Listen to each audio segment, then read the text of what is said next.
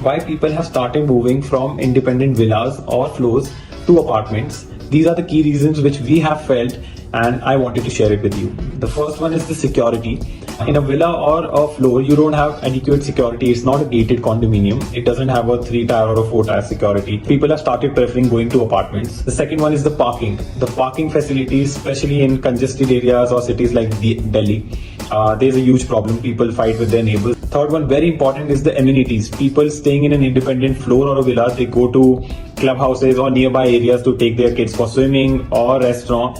Everything in a society, especially newly built ones, are in-house facilities. You have a pool, you have a restaurant, you have a cafe. So everything is just there in your condominium. And then the very most important thing is you have a social circle in a society, because I've seen people who are living in their independent villa but they don't know who's their neighbor. So in terms of social circle, there are gatherings happening, especially in societies. It doesn't happen in a floor or a villa.